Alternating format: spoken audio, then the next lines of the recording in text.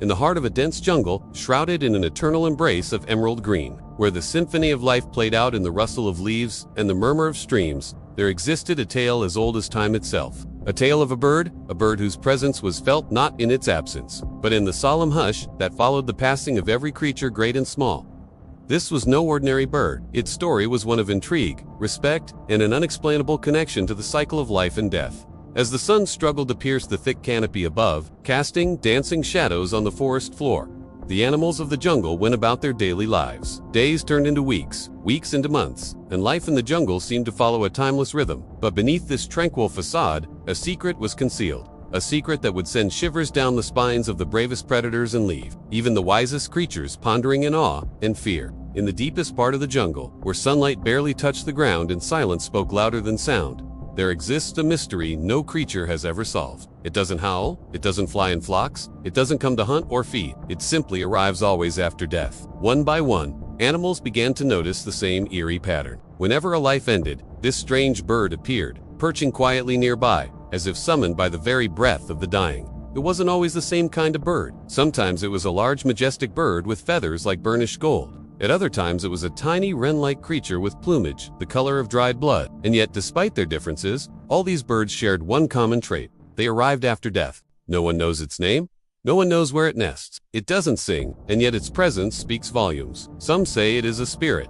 Others believe it is the jungle's messenger. But what all agree on is this: no animal dies unnoticed. The first to speak of it was an old monkey, who had watched many seasons pass. He saw a deer collapse by the river's edge, wounded and still. Moments later, from nowhere, the bird descended, landing without a sound. It didn't touch the body. It didn't move.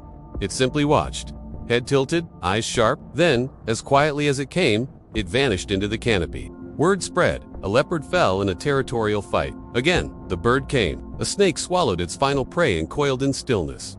The bird arrived. Even when an eagle's wing failed mid-flight and it plunged to the ground, the mysterious watcher was there. At first, fear was palpable. The sight of the bird sent shivers down their spines. Its mere presence was a stark reminder of their own mortality. The bird became a harbinger of death, a specter haunting the jungles and the thought of being watched, studied, judged by this silent, unmoving creature was unnerving. Yet as the seasons marched on, curiosity began to stir. The animals couldn't help but wonder, how does it know? No one sees it feeding, no one sees it sleeping. And yet, it knows before the buzzards, before the flies, before even the scent of decay spreads. It comes not for the body, but perhaps for the moment between life and what comes after. For the animals of the jungle, the appearance of the bird became a disconcerting regularity. It was a grim ritual, a silent testament to the relentless march of time. Each silent vigil, each stoic watch was a reminder of the fragility of life, a stark reminder that death was always lurking around the corner. Some started to whisper tales of the bird. Legends were spun,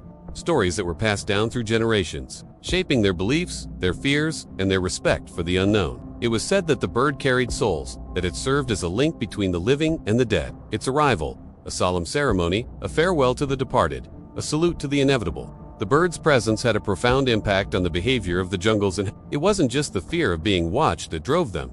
It was also a growing sense of reverence. The bird's silent vigils seemed to elevate death to a certain dignity, transforming what was once a mere biological process into a moment of respect. Slowly but surely, a change came over the jungle. As the bird continued its silent rounds, the animals began to treat death differently. What once might have been seen as an opportunity or a necessity became a solemn affair. Hunting, once a primal instinct, now seemed disrespectful in the face of the bird's silent judgment. Even the scavengers, those who traditionally profited from death, seemed to show restraint. They waited, they observed, as if acknowledging the sanctity of the moment. This transformation wasn't immediate. It was a gradual shift, a change in mentality that occurred over countless silent watches. The bird's influence wasn't limited to the living. The dead, too, seemed to be granted a measure of respect. The carcasses that once lay exposed, picked over by scavengers, now seemed almost revered. The bird's presence, a silent guard of honor, transformed the act of dying into a private affair. The most astonishing aspect of this transformation was the unity it brought. Creatures that had once competed, fought, or simply ignored each other now shared a common experience. They shared a fear, a respect, and an unspoken understanding. The bird, in its silent wisdom, had forged a bond that transcended their differences. Yet not all were convinced. There were skeptics, those who refused to bow to an unseen force. They challenged the status quo, testing the limits of the bird's influence. These brave souls ventured forth, disregarding the warnings that echoed through the trees. The consequences were swift and decisive. Time and again, they were reminded of their mortality. The bird, patient, persistent, ensured that they understood the message. It was a lesson in humility, a reminder of the folly of challenging the unknown. And so, the legend of the bird continued, generation after generation. It was a story that not only shaped the beliefs of the jungle's inhabitants, but also influenced their actions, their choices, and ultimately, their survival. The jungle, once a theater of constant struggle, now bore witness to a different reality. A reality where death, though inevitable, was respected, even revered. It was a reality born out of fear, yes, but also shaped by understanding, tolerance, and a shared experience. And as the sun set and rose over the endless green, the bird continued its silent watch. It was a solitary vigil, a testament to the cycle of life and death, and a reminder that even in the most untamed wilderness, respect and mystery held profound power. The bird became a symbol of life's fragility, the inevitability of death, and the power of respect in the face of the unknown. In the grand tapestry of the jungle, the bird's story wove a unique thread, a thread that spoke of death not as an ending, but as a transition, not as a destroyer, but as a transformer. And so the jungle lived on, a place where life and death intertwined in a delicate balance, where the whisper of leaves carried tales of a bird that watched over all,